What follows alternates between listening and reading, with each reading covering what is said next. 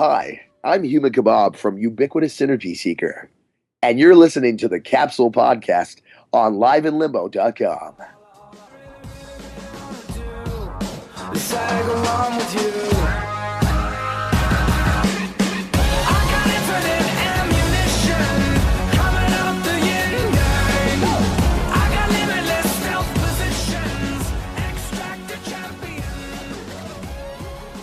This is Capsule on liveinlimbo.com. My name is Sean Chin, and my co-host is Andreas Babiolakis. How's it going, man? Hey, everything's great. How are you? I'm super excited. Oh, yeah.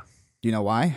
Oh, I know why, but for those who don't know, we've got a very important guest, especially in the Toronto music scene, with us right now. Absolutely. Today we have USS, Ubiquitous Synergy Seeker.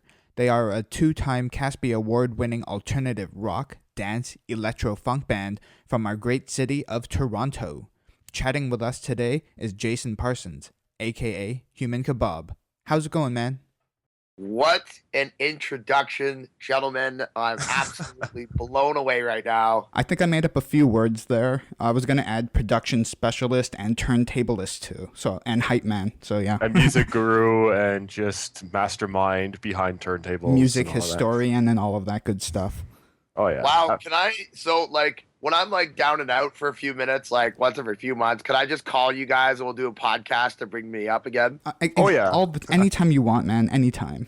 Absolutely. No, I'll appreciate all those kind words, guys. We hope that, the world at large believes in what we do and actually can interpret what Ash and I set out to accomplish 9 years ago. So thank you. Oh, no problem. Yeah, no problem. Did you by any chance get to see the opening ceremonies for Sochi's Olympics yesterday? I caught a little glimpse of it. Ash and I were rehearsing feverishly for our upcoming tour. So it was kind of on at our management's office, but fill me in. Yeah, no, well, the coolest thing for me was seeing the Russian military police choir sing Daft Punk's Get Lucky. That was pretty cool. I know. I saw that all over Twitter, and it looked like I couldn't help but think that it harkened back to like Cold War imagery, especially the robotics of it all, right? Yeah, and it's just it's so fitting because everywhere you look online or on television, everybody is ripping into Russia right now. Oh, with the hotel situations and whatnot. Right? Yeah, just all the negative press about the Olympics. It's unbelievable. I've never seen anything like it in my lifetime. But maybe that's crazy. Also too because social media is now more relevant than ever before. Absolutely. Exactly. And speaking of social media and connectivity, that's kind of how you guys started off when Welding the C Drive came out. How long ago was it? It was a while ago. I was first year university. 2008. Yeah. Wow, Time flies. Hyper point snipe, hollow point hyper snipe, pipe. Sniper hyperbole. There we go. Their song names are tongue twisters. That song was on the edge, and I remember when it first came out, and that's when you guys really exploded. And I remember getting the EP within a few days of hearing that on the radio. So, how do you think social media and this kind of new connectivity that the world has impacted your music, and do you think you guys would have still exploded the same way had we not all of this access to all of these different artists that we have now? Definitely not. I think that the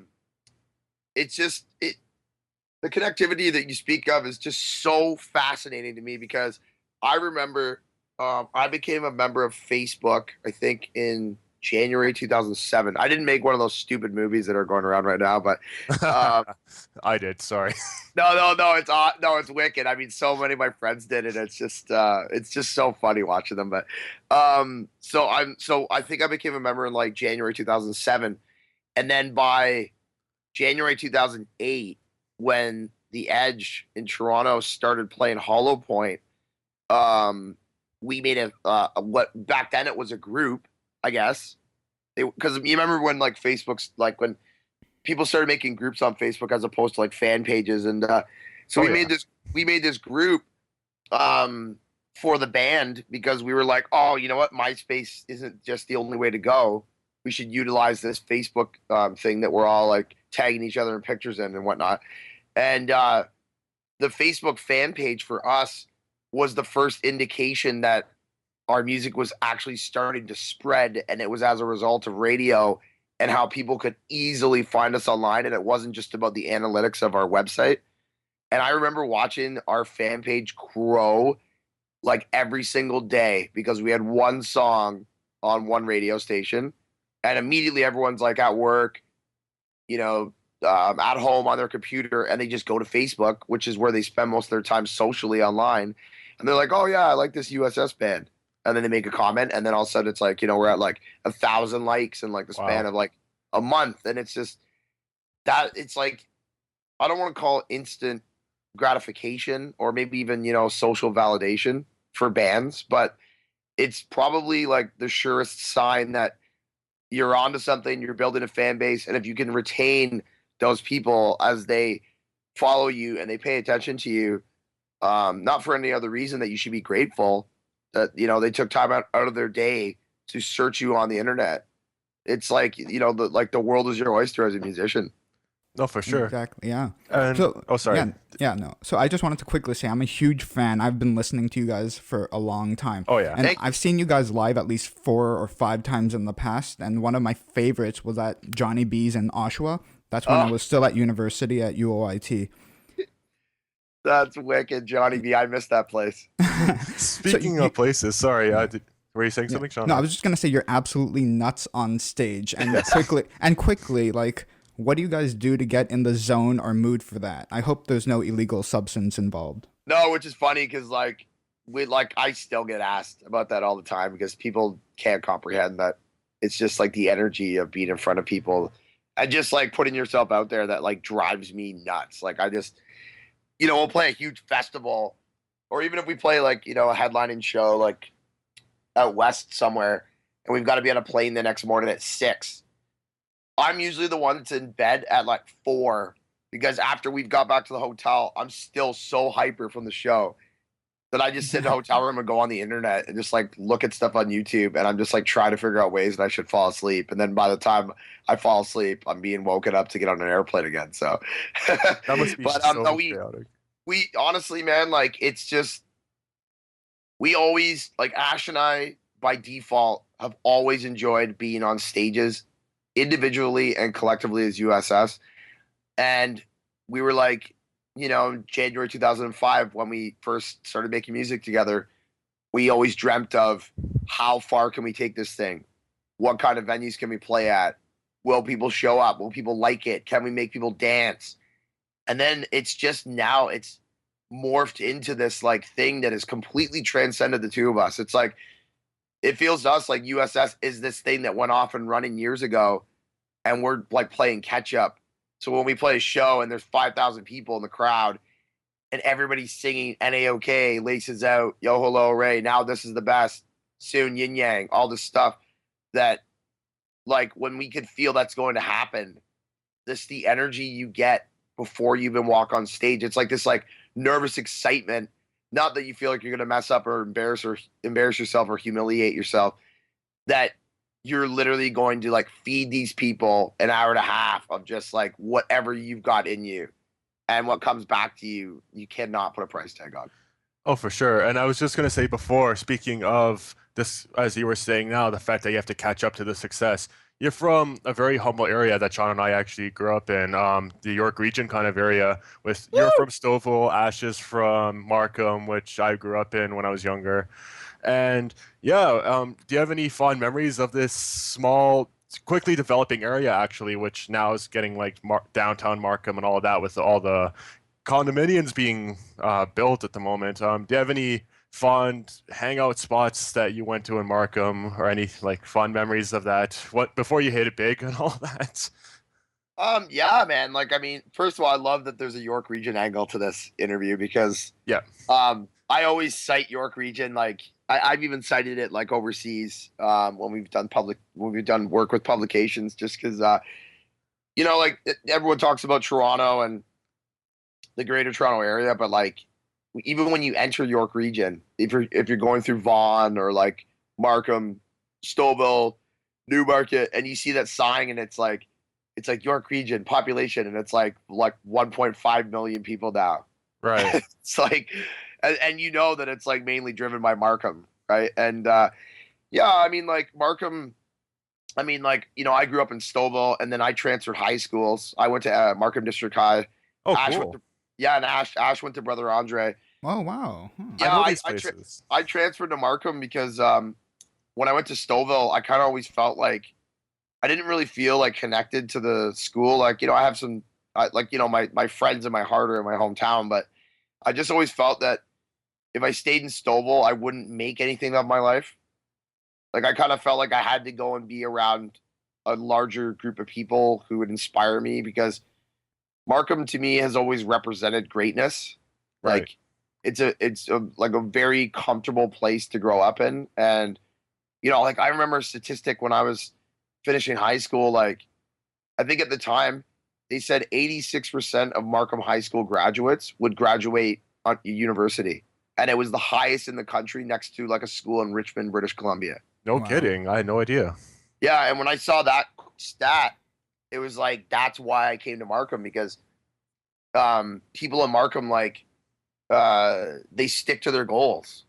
It just feels like everybody there like had a common interest in like having a greater life outside of high school. And I would go to like the Duchess, like on Main Street Markham, and like I'd see the odd band and stuff, and I'd go there to Cool. meet friends, or go to Jake's on Main and Unionville. Yeah. Jake's. I've been there many a time.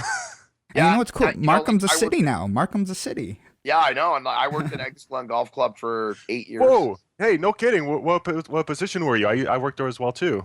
Oh, cool. I ran basically all the inventory for food and beverage department. Oh, crazy. I used to do like keeping the grounds like full of divots and all of that, like divot free, cool. fixing all of that. I'd only see you guys in passing when I drive by on a golf cart to go fill up the halfway house with food. So I might have actually brushed past you and not even known it. Yeah, That's insane. yeah. They used to call me in the kitchen in the food and beverage department. They used to call me Ritalin. Oh, no kidding. Yeah, That's fun. You're just like, what is wrong with this guy? You're speaking of your influences and sticking to your goals or whatnot. I noticed with a lot of your end of the duo, these are the kind of influences that I kind of derived from what I've heard. I hear a lot of Aphex Twin in your music, a lot of DJ Shadow, Boards of Canada, and the like. Am I on point with kind of who's influenced you, or do you take your influences from like other artists or even other genres of music? Yeah, I mean that is kind of interesting. Yeah, I mean I tend to there's times where I've been into DJ Shadow and actually Aphex Twin. Ash to some degree. Ash was more of a like late 90s like jungle drum and bass head. Like he was into like a lot of like really hard hitting stuff, and like that was sort of like when he approached me, he wanted to implement those influences into like grunge and like pop music. And like he was drawn to me because he saw that I loved 90s hip hop, but he also saw that I DJ'd and I had an appreciation for like 80s pop music, like Right. 90s one hit wonders. And then like I was into I had a little bit of interest in house, but I kind of still like stayed more to like I don't know, like I'm into aggressive music as well, but like when it comes to electronic music, like one of my like I guess like not even electronic music, one of my favorite albums of all time is Radiohead Kid A. Oh, Yep. fantastic. Oh yeah, it's a favorite. And like even Amnesiac, like, and I mean it's not like those are like just some of the songs on those records, like because the interesting thing with Radiohead and that being maybe sort of an influence on me and like with sounds and stuff is that like they managed to be one of those bands that when they initially came out, from what I remember and what I still can recall, is that they had these like giant hits like all these other alternative rock bands before them and during the time, but then they went the other way. It's like they became wildly popular and it's almost like they hated it.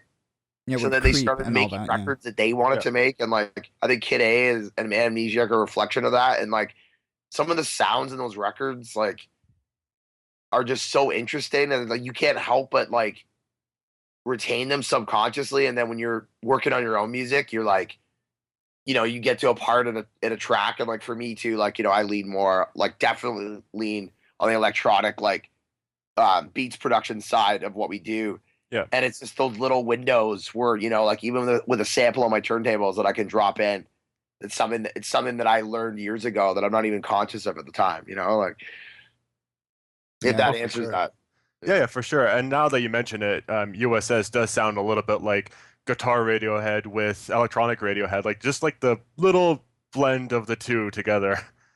Yeah, I mean, we definitely like. It's no secret that for Ash personally, Nirvana has always been a Yeah. huge influence on him. Like even with his like some of the melodies that we put into our songs, lyrics, even the way he sings sometimes. And I mean, I think we've caught flack for it in the past because it's very easy for people to draw conclusions about like, oh, they're just like ripping off Nirvana, but with a DJ and all this stuff. But how can you not? You can't help yourself. Like when you listen to The Edge every day for like years and years and years, like those songs and melodies, all of them get into your brain and they stay there and they like shape and mold what you put out. Like Absolutely. and Yeah. and that's why like our band is a mixed bag of sorts. Like even when I drop samples into tracks, if it's just words, like that comes from my '90s influence of like DJ Premier from Gangstar. Oh yeah, true. Wow.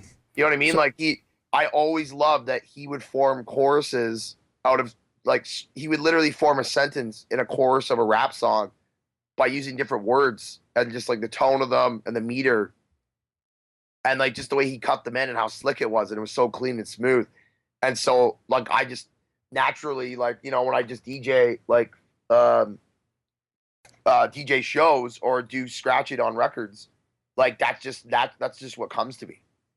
yeah. And then it's like, why couldn't we do it in alternative rock? You know what I mean? Like I was speaking to a gentleman yesterday in a magazine in Toronto and at a magazine in Toronto, and I was saying to him that it's really interesting when I think back about when I think about all the alternative rock bands that we're friends with and the ones that I hear on the radio from Canada, and we see at festivals and we play shows with, and it's still interesting to me that there's like no other alternative rock bands that have a DJ in them in Canada. Right. Yeah, I know what you mean. But so right now, there seems to be like a mainstream trend of in the music industry of bands keeping their music simple instrumentally. However, you guys are the exact opposite. But how do you find the balance between making something still beautiful but not uncontrollably chaotic? Part of the major factor in keeping it all together, if that's what I'm gathering from your question, Yeah. is a gentleman by the name of Tawgs Salter. Tawgs, we met him in January 2010. And Tawgs, he's a songwriting production genius. His most notable projects of the last few years have been Josh Groban. He consistently works on Josh Groban stuff in the United States. Lights. He's worked on all of Lights' major releases, and then now he was instrumental in co-writing and producing Walk Off the Earth's material. Oh, And nice. yeah, so Tawgs, we met Tawgs January 2010, and we met Tawgs in 2010, and he was drawn to us because he'd heard about us on The Edge, but he was really attracted to our song Antivenom. Yep.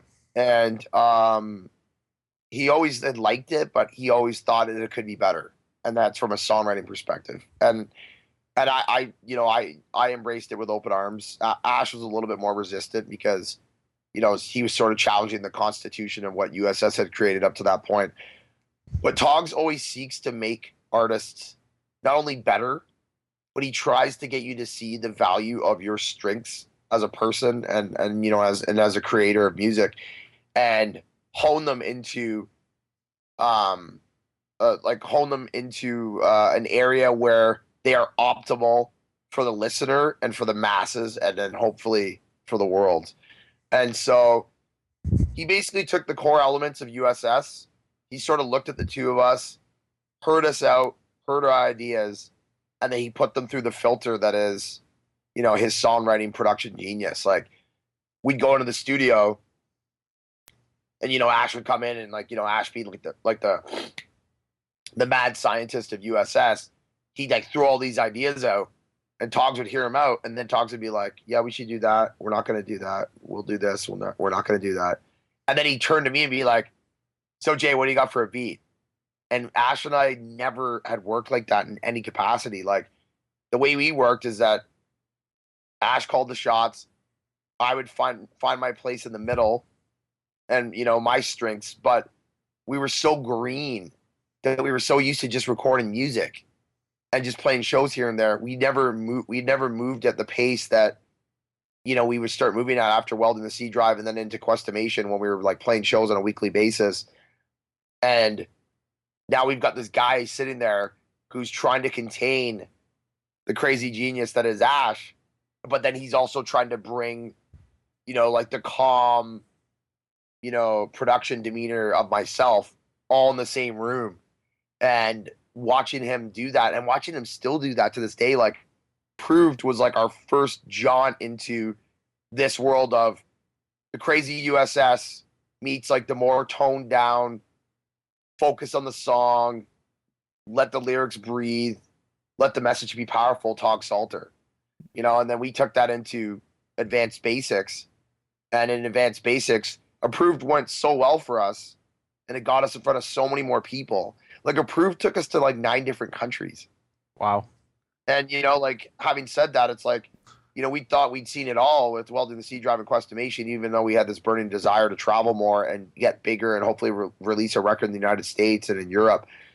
Approved got us to these places, and we learned so much that on Advanced Basics, Tawgs was like, "I think that now we could probably marry the 3 records.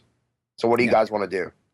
Exactly. And we're getting to that now. So all of that leads up to right now with your newest album, Advanced Basics, which drops on this Tuesday, coming up on February 11th. Yes. My favorite track from it so far, from what I've heard, is Nepal. Oh, cool. It's an awesome track. I loved it. You guys still kept the same level of awesomeness as all of your other albums, and a notch more. So that's great for you guys. For Bravo. sure. Thank you very much, John. That's awesome.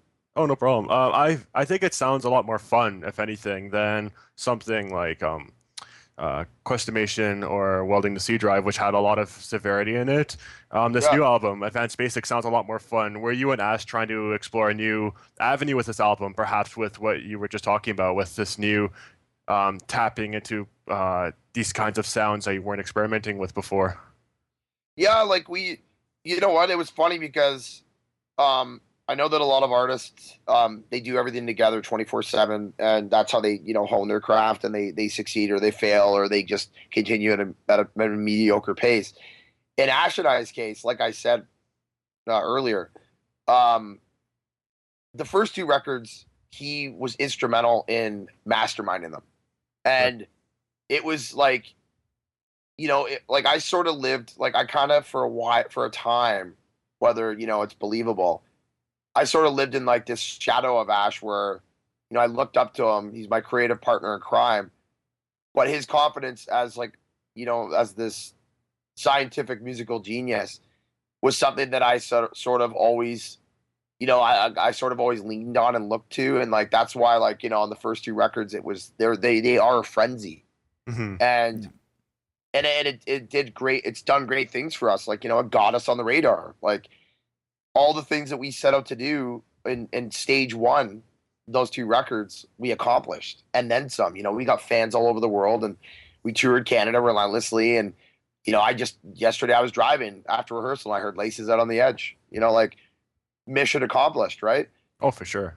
But then where do you go from there if you haven't achieved everything you want to achieve yet? Well, it was clearly the time for me to step up and step into the role of, okay, we're going to work with this Tawgs guy.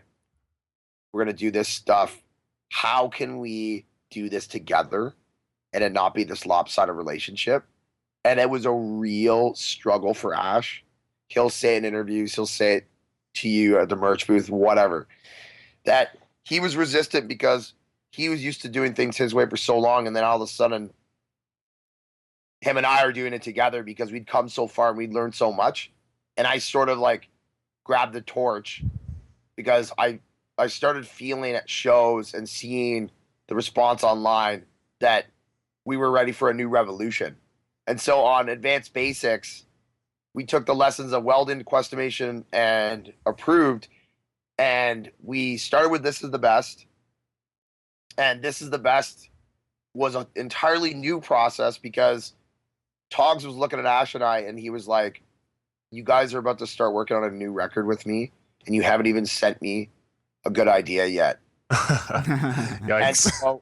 And he was like, cool, we're going to have a session next week, and I haven't heard any music yet. And like, when Tawgs is saying that, basically he's like, you know that I was just in LA with Walk Off the Earth for a month. I scheduled in a week with you guys, and then I'll be off with Lights the following 2 weeks. And I don't even know what we're going to work on in the studio. So basically, Ash and I are going to show up like raw, like with nothing. And so Ash had played me this part, which would become the verse in This Is the Best. And I loved it so much. And we had such a crazy year that behind closed doors, I just started working on the track for it and built this track around this part. And when Tawgs came at me and said, Jay, where's the part? Like, where's the music? We need something. And I sent it to him, and I basically like sold him over the phone on it. He was like, that's a song we're going to work on. So we worked on it. In a day and a half, we wrote This Is the Best. So we had that one. We had that one done. So having that song done, and then now I'm like over the moon excited because I'm like, this is going to be like our biggest song ever. Like everyone in the office, like on our team was stoked. We're like, okay, cool. We got one. And then Tawgs is like, okay, that's great. So what about the other songs? Uh-oh. And then we're like, okay. So we start pooling ideas, and he's like, I don't know about that. I don't know about that. And Ash is like, he's like, I don't understand. And Tawgs is like, okay, you guys need to go, just the two of you, and you need to spend the winter, and you need to put the songs together, and then come see me later. And Ash and I looked at each other, and we're like, oh man, okay, cool. Honestly, it was the first time since pre-Weldon the C Drive, when Ash and I first became buddies, that we were forced to be in a room together, just the two of us, and determine the course of the entire record of Advanced Basics. Like, pull out all the parts, all the music, compose it together, like, be confident enough that we know what we're doing, and just go for it like we did when we first met. And it's so ironic because, you know, everybody thinks that when a band makes a record, like, it's the same process every time. Ash and I, like, hadn't done something like that in, like, 7 years. And that's where Advanced Basics, like, came from. You know, like, we were forced to, like, look at each other and be like, we can really do this. And, like, that's how we made Shipwreck. That's how we made Nepal. Ash had already brought in Frequency. Built to Break was sort of like a deliberation in the studio after the fact. You know, but it was like Nepal, like Sean, as you just mentioned, like Nepal, we started in March of last year, and it was actually the instrumental beat for it. The groove came from I was doing a remix for the Pack AD for their song Sirens, and the track from that, they never ended up using it. They didn't like it. But I played Ash for it. I played Ash the track one time when we were traveling through BC on tour, and he was like, I really like that. I want to write to that. And so when we started work on Nepal, he reminded me of that track because he said he always liked it. And so that would become the groove for Nepal, and then we just wrote the song around it. I'm so glad you guys did that. Yeah, that's crazy. Well done. And it looks like it's getting some good results. We're going to be wrapping up in a little bit, but I just had one last question because you're so vocal and you have like a lot of candidness in your answers, which I appreciate. I think you'd have something interesting to say on this matter. As somebody within the electronic music scene and somebody who's helped combine two pretty big genres with rock and electronic music, electronic music's gotten a lot of flack in the past, especially with sampling, where people don't know where to draw the line between what is theft and what is artistic integrity. And a lot of that's died down, but as of late, some genres still get some flack, like dubstep, for instance. But then, because electronic music is growing so much, like you have ambient electronic music like One O Tricks Point Never, or you have some really low key stuff like Burial, and then you have you guys, which are upbeat, really expansive with your sound and kind of where each song goes in a songwriting sense.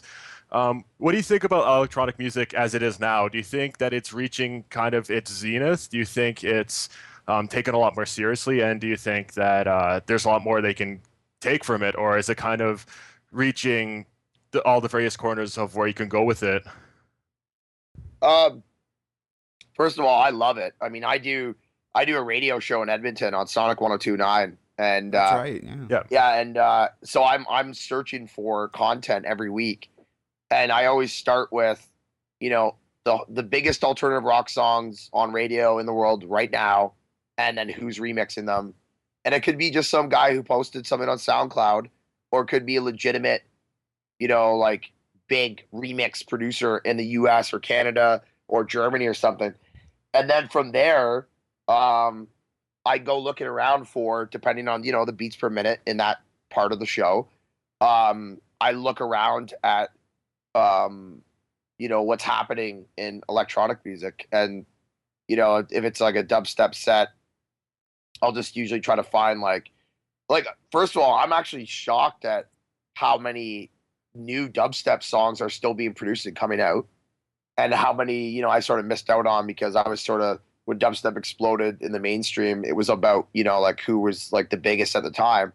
Right. But how many like low key producers there were lingering that kind of got lost in the fray unless you were like a dubstep head, And so I'm still discovering new artists all the time. And I think it's phenomenal. There's so many great artists that are like so well established in the scene who are like, go-tos for the music industry for like hot new remixes. And like I even love that Zed, sort of like came out of like, he kind of came out of nowhere. And then like, he's kind of like been like the go-to guy for like top 40 in the US. Like, like last I heard he was working on Lady Gaga's new record.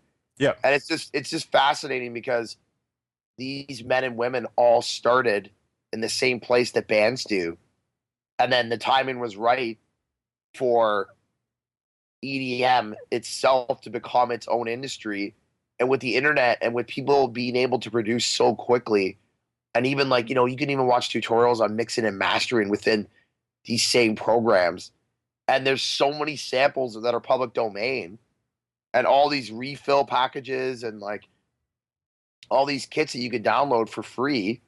And it's just, I think it's amazing because how people are utilizing them to create music that inspires and influences us all. And most of them aren't really gaining financially until they get on the radar and until they stand out in the crowd, and even at that point, it's like, did they not earn their keep? Like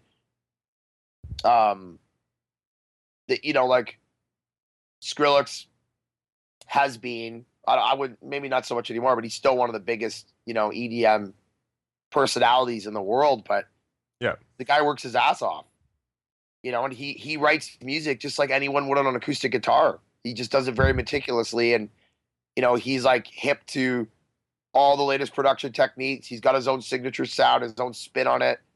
And he also jumps different genres within EDM, like he got huge on dubstep, but he's always been an electro guy. Yeah. You know what I mean? And like, and he's also, he can lead house if he wants to, but he just kind of moves, but he also he's a real soft spot in his heart for like reggae and dub. And I think it's so fascinating because like all these people are getting involved in genres of music that you never thought were possible to like mix and match and, like weld together, and how easily you can go on the internet and like make your wildest dreams happen by just using a couple of programs. Exactly. What was the publication that called Skrillex one of the best guitar players of all time or something, even though he didn't play a guitar? It's just the way that he replicated it with Scary Monsters and Nice Sprites. What was it? I think it was like Enemy or something. I can't remember. That's awesome. Oh, that lead line is just phenomenal. It's like, there's still like, no matter what, you're still writing music, like you still have to take the time to do it. You just didn't do it in a conventional sense. I think that it's just like, rock and roll comes from this place of, drummer, bass player, guitar player, singer. That's Yep. what we've been used to our whole entire existence since rock and roll took off. And That's awesome. that, you know, it's like that's where rock and roll came from, and that's what we're still used to seeing. And then at the same time, of course, it just evolved and it's gone different directions because people wanted to push the envelope because people had different influences. You know, like who would have thought that like this thing called like rap music would come along, where basically a person is speaking over music. Exactly. You know what I mean? And like, but then who's to say that's wrong? Like, and who's to say that, you know, like because people make music on computers now, that there's something wrong with it? Like, it's just music. It still sounds great if you're into it. Exactly. I agree with you. I knew you'd have a good answer for this. That's why I Yeah, asked. you have great insight. Yeah, great insight. Well, I just don't. It's, you know why? It's because when I cruise around and I travel, you know, with the music, and I run into people, and I talk to just like people who have normal jobs at parties and stuff, and they're like, "What do you think of this guy? He looks like a prick," or like, "You know what? I really hate that Nickelback is just, oh God." Like, there's so much being thrown at you, like where people, and then, you know, and then there's other people like, dubstep is stupid. It's just like Transformers fighting each other. And it's like, fair enough. Like, you don't have to like it if you don't want to. That's okay. I think it's funny. But it's like when you see so much like hatred towards music because people aren't getting what they want out of it and music's being shoved down their throats. If you can step back and like understand why these things are happening and just appreciate that it's happening in this moment, Yeah. it's all the more reason to just love the music industry even more. You know, like nobody can anticipate where it's going to go next, and I think that's the most beautiful thing about it. It's like it's the very reason why radio is probably never going to die, because when you put on the Edge or you put on whatever station you put on, you don't know what song's coming next. Right. You'll never know.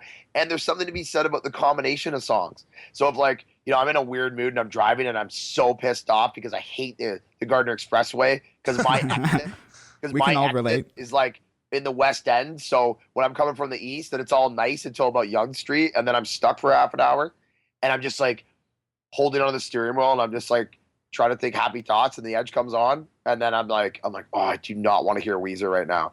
But then all of a sudden, it's like the right Foo Fighters song happened, then like the right Foster the People song happened, and then like a Mother song happened, and all of a sudden I'm in a really good mood. And it's like I couldn't have anticipated that combination of tracks.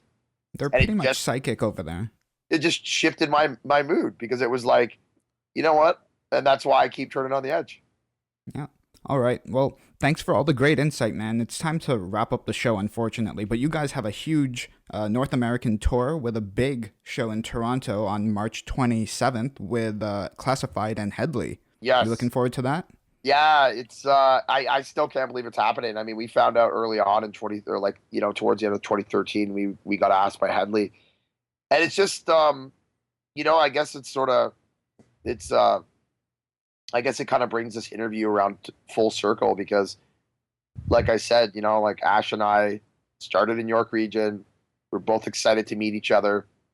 We both really wanted to see how far we could take this thing. And we've always been ourselves. And, you know, who would have thought that we would get on the radio? Who would have thought that we'd start touring? Who would have thought that we would start a business? And then who would have thought that we'd play in the same venue that the hockey team that we both love and grew up watching as kids play in, you know, and that we would actually get to do it in like opening for like a big band in a genre of music that we're not like a part of, you know, and that we got invited because these guys saw us, we became friends, they liked the music, they liked the show, and they believed in us. And it's like we're not even in the same format, you know, like we're nothing about it is like we're similar, but we're completely different. And it's like it's humbling to think that we get that opportunity, and it started in York Region. For sure, and you give hope for two other York Region hopefuls like John and myself. So thank you very much. Yeah. Oh, that's great, man. I appreciate that. Thank you. And I mean, it's just, I mean, any of this stuff in life can happen to anybody if you just believe and you have the patience. You know, like you can't anticipate when it's gonna work in your favor. But I mean, I think that if you can just be yourself and just keep taking a chance on what you love and taking a risk. Like the fruits of your labor are just ridiculous, you know. For sure. That's a great way to end off the show right there. Terrific. Our listeners can find you online at ussmusic.com and Twitter, Facebook, and Instagram at ussmusic. And everyone should make sure that they use the hashtags USS Day and Advanced Basics, because that album is dropping soon and you all need to pick it up. Yes, you do. It's fantastic. Thanks for joining us, Human Kebab. Thank you guys very much. Always a pleasure. And if you ever want to talk for like 4 hours, just let me know when you want to call Ash. Okay, sure. Great. We could go to Jake's. You'll have to commit like a whole week to talking to him. That won't be a problem. All right, thank you. I'll take some time off work. Yeah, exactly. Right on, guys. Well, have a good weekend, eh? Thanks, Human Kebab, for joining us today. You can follow myself on Twitter at Sean Chin. And you can follow myself at Andreas Babs. And you can, of course, follow the show at Live in Limbo and use the hashtag Capsule Podcast to join in on the conversation. Please subscribe to the podcast via iTunes. And as always, you can find the show notes at liveinlimbo.com/capsule. See you next time.